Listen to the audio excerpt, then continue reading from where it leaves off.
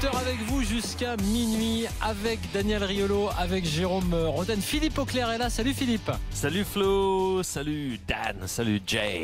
Allez, on va parler d'Angleterre avec Salut Philippe et avec Jérôme, dont c'est la vie tranchée, puisqu'on va parler de Manchester United.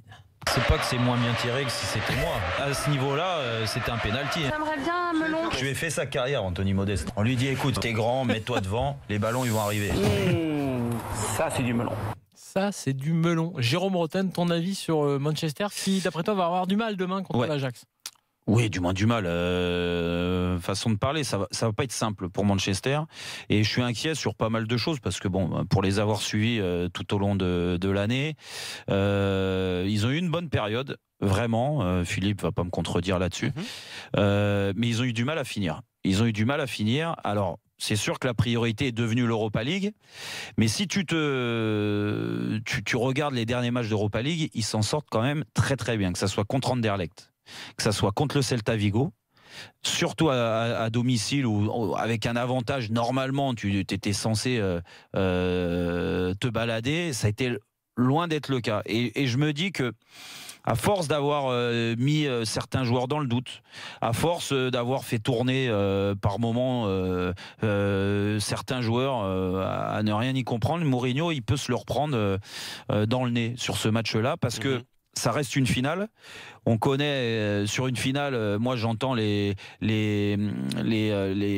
bookmakers aujourd'hui qui te donnent Manchester United archi favori. Déjà, je pense que ça va être plus serré que ça. Déjà, même si Manchester United était costaud, ce qui n'est pas donc le cas, face à une équipe où il y a pas mal de jeunesse, manque d'expérience, c'est sûr que United a déjà gagné un trophée, qui a plus d'expérience de ce côté-là pour aborder une finale. Mais quand même, je me dis que la fougue hollandaise, j'ai vu des joueurs contre Lyon, on s'est aperçu, même s'ils ont perdu le retour 3-1, on sent qu'il y a des joueurs vraiment de talent dans cette équipe. Et que ils sont capables de contrarier une équipe de United qui, si elle est trop dépendante de certains grands joueurs, ce que je veux dire, que ça soit Pogba, que ça soit Mkhitaryan, que ça soit Mata, ces joueurs-là, s'ils sont un peu moins bien, et actuellement c'est un peu en dents de scie, je me dis que ils peuvent tout gâcher. Et t'imagines la grosse désillusion si Manchester United n'arrivait pas à gagner l'Europa League. Donc ça voudrait dire encore une année de plus l'Europa League, pas de Ligue des Champions. Finir.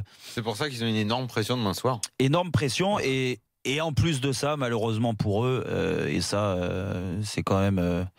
On apporte tous nos soutiens aux familles des victimes et tout ça, mais avec ce qui s'est passé à Manchester hier, je pense que ça va de nouveau plomber un petit peu l'ambiance générale. Justement, commençons Philippe par ça, avant que tu redonnes ton avis sur l'aspect sportif.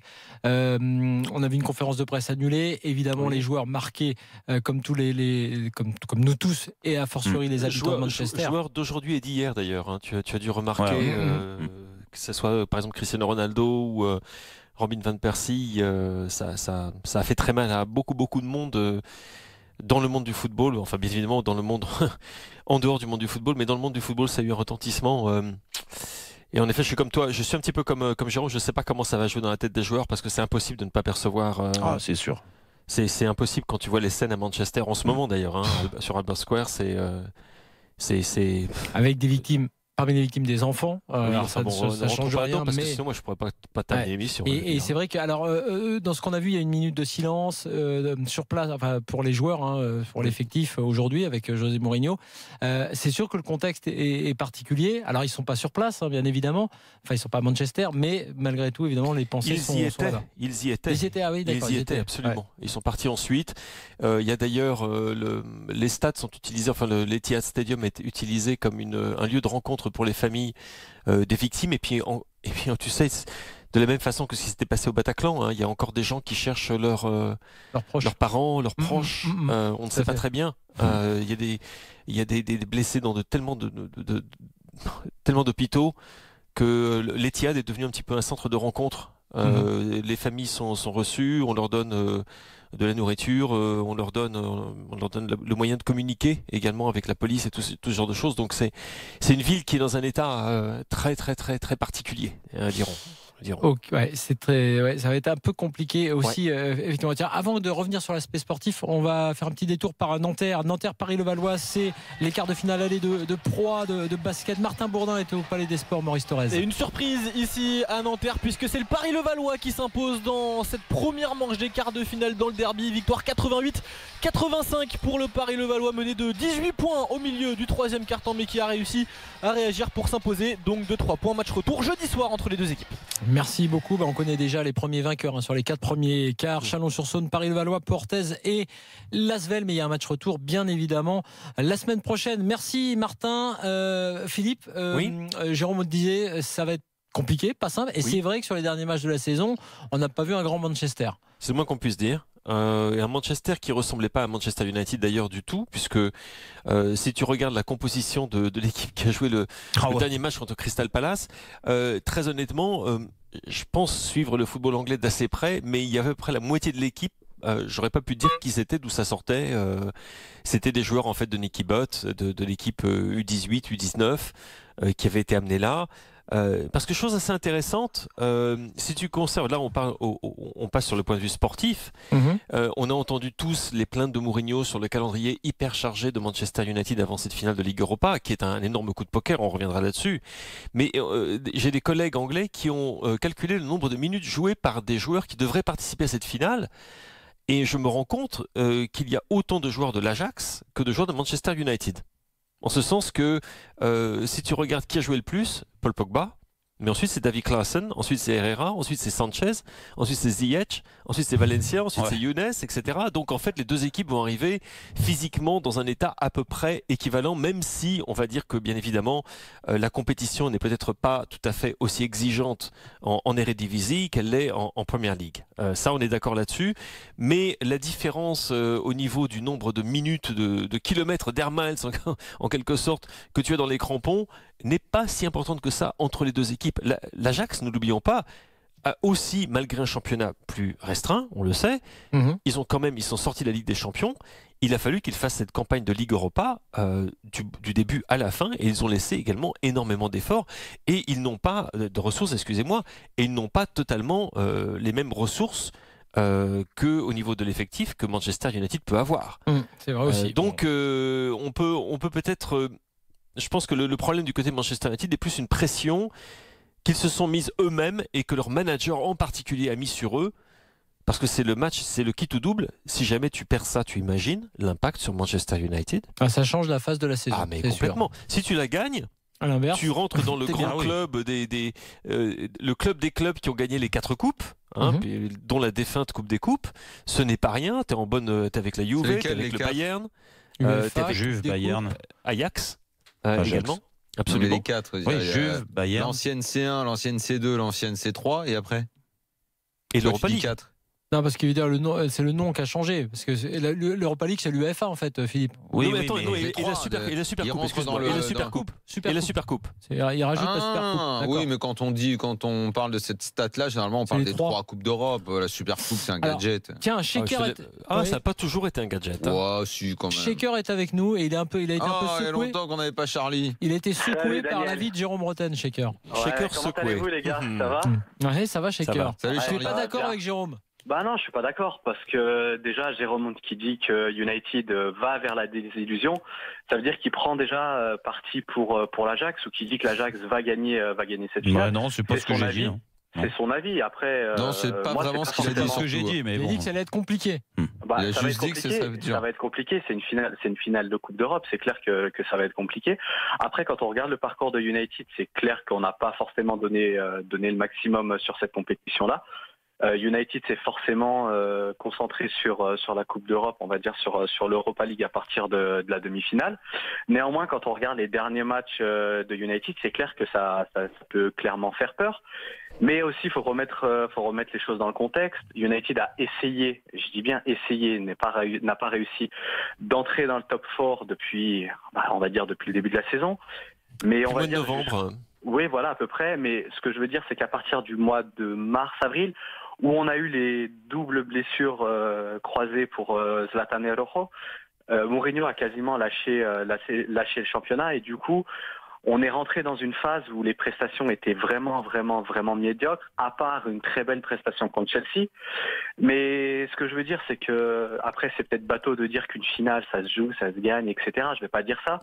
Mais c'est clair que le visage que United aura demain, ce sera pas forcément celui qu'on a eu avec les petits gamins contre Swansea, ou même celui contre Tottenham, où il a fait jouer les joueurs qui ne jouaient pas, dont Anthony Martial, Chris Smalling, Phil Jones, etc. Donc ce que je veux dire, c'est qu'il faut analyser les prestations d'United dans leur contexte championnat, contexte Europa League, mais également contexte récent. Je sais que Mourinho, moi je suis pas d'accord, en tout cas, personnellement je suis pas forcément d'accord avec cette politique de rotation abracadabrantesque que Mourinho nous a sorti récemment. Ça, pour le moment, oui. Je suis pas d'accord parce que il va jouer à Arsenal avec une équipe ultra défensive, mais mine de rien, tu as quand même 11 internationaux sur le terrain et tu prouves rien. Moi, ça me fait pas forcément plaisir. Alors, je voulais en parler avec Daniel, ça depuis pas mal de temps. J'attendais la validation ou non de la finale du trophée demain. Mais ce que je veux dire, c'est que Daniel, hier, tu m'as un peu devancé avec ton avis concernant les émotions et le focus sur le résultat ou pas. La quid de la saison de Manchester, en fait. On n'a pas été bon en termes de prestations, mais au final, quand on regarde les résultats, on pourrait s'en sortir avec Community Shield, Coupe de la Ligue et potentiellement une Coupe d'Europe. Absolument. Mais je pense que la Coupe d'Europe t'apportera par rapport à ce que je disais hier, le côté émotionnel qui manque parce que ça te sauve. Ah bah peut-être pas toi. Moi après je suis pas supporter de Manchester, je peux pas. Disons vu de l'extérieur. Mon avis, c'est que peut-être qu'en termes de résultats, oui, là, il y a déception, et que cette finale, dans le sens où, encore une fois, ça n'est que mon avis, elle couronnerait, elle sauverait la saison, parce qu'en plus, il y aurait cette place en Ligue des Champions avec le retour dans cette compétition, et ça pourrait donner l'émotion nécessaire. Mais si tu n'es pas d'accord, je peux le concevoir. C'est toi qui supportes cette équipe, pas moi. C'est plus par rapport. En fait, j'ai eu des émotions, mais je vais dire que j'ai été plus souvent frustré cette année. Alors au début de saison, ça, je veux bien l'entendre, sans problème. On avait beaucoup d'espoir, donc l'émotion c'était vraiment sur l'espoir, l'arrivée de Zlatan, même moi si je suis pas forcément d'accord avec cette arrivée-là, mais surtout Pogba, Mkhitaryan, Bailly, etc., Mourinho, et après Bailly on arrive qui est au passage, excuse-moi chacun, c'est le meilleur, c'est l'un des meilleurs. Oui, mais malheureusement qui ne sera pas, qui ne jouera pas cette finale. Il est suspendu. Mais ce que je veux dire, c'est que néanmoins, j'espère qu'il y aura victoire, parce que je suis pas non plus là à dire que j'espère qu'on perde.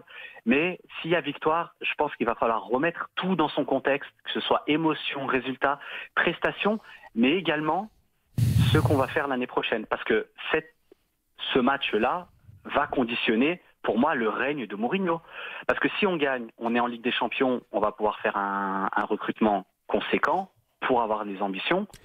Mais par contre, si on perd, et qu'on perd contre l'Ajax, au final, c'est un peu comme Lyon en France. On va en Coupe d'Europe pour rien y faire. Shaker, tu dis ça. Philippe. Excuse-moi, mais tu dis ça. Mais je regarde le mercato de l'intersaison passée. Pogba, Zlatan, Mkhitaryan, Bailly. Et c'est un recrutement qui est un recrutement d'un avec club. Le transfert le plus cher de l'histoire. Exactement. C'est quand même pas Quand rien, tu es Manchester United, tu es en Ligue des Champions, tu n'es pas en Ligue des Champions au niveau du recrutement, ça n'a aucune espèce d'importance. Je suis absolument sérieux quand je dis ça. Tu peux offrir des salaires absolument dingues, chinois. Tu vas offrir un cadre assez extraordinaire pour travailler. Tu as également quand même travailler avec José Mourinho, ce n'est quand même pas rien. Je ne pense pas que ce soit ça qui soit leur principal problème en ce moment. Je suis assez d'accord avec toi par contre sur le fait que c'est une saison qui va être, quoi qu'il arrive, plate. Et c'est marrant, chacun, tu dois en parler avec les autres supporters de Man U, mais moi, ce que j'entends autour de moi, ils sont tous en train de se dire, ouais, 3 trophées, enfin bon, 2 trophées et demi, ce serait formidable. Enfin, tu penses en plus, depuis le départ de Ferguson, ça serait fantastique. Mais tu as un manque de réaction émotionnelle. Et c'est ça que je trouve, alors que tu as une énorme réaction émotionnelle du côté de Tottenham, alors du côté de Chelsea, n'en parlons pas. Et même du côté de Liverpool, tu as une réaction hyper émotionnelle. Ouais. Tu as plus d'émotions à Swansea que tu en as à Manchester United en ce moment. Non, mais on est et d'accord. C'est quand même assez déprimant, si tu veux, pour la première année de Mourinho, surtout quand tu as pris Mourinho et que tu as fait un recrutement aussi énorme. Et tu t'attendais pas à avoir une saison pareille à Manchester. Alors cela dit, Daniel, c'est la fameuse deuxième saison qui va nous dire ce que Mourinho va faire. Philippe, on en avait quand même parlé. En championnat, ça puait l'échec ce recrutement. Mais bon. Oui. Ouais, mais ça pue les. Non, mais moi, je voulais répondre à Shaker parce que j'ai écouté ce qu'il avait dit. Et en fait, à l'arrivée, il s'est dit contre ce que j'avais dit, mais il va totalement dans mon sens. Les gars. Vous êtes d'accord, mais oui. C'est souvent ça dans l'after. Non, mais on commence contre, en fait, on est d'accord. Non.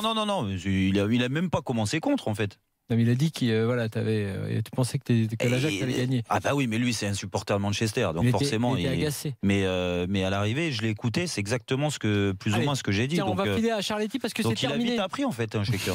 Le barrage aller entre le Paris FC et Orléans est terminé. Victoire d'Orléans, Timothée Mémon. Victoire d'Orléans 1-0 dans ce barrage aller de ces matchs entre les 3e de National et le 18e de Ligue 2. Orléans qui s'impose grâce à un but d'André Joël Samy, petit point de règlement pour ce qui est du fonctionnement. Évidemment, ce but à l'extérieur contre un double en cas d'égalité sur la double confrontation. Orléans part donc avec un avantage certain en vue de rester en Ligue 2 la saison prochaine. Merci beaucoup. On rappelle qu'Orléans, avec une saison particulière, ils ont perdu 4 points sur tapis vert au milieu de la saison et voilà, ils peuvent s'en sortir encore avec ce match retour à venir. C'est dimanche 28 mai le match retour, le même jour que le retour du barrage entre Ligue 1 et Ligue 2. L'after revient dans quelques instants. On va continuer à parler de foot anglais avec Philippe Auclair. On va revenir sur Tottenham et Arsenal notamment. À tout de suite.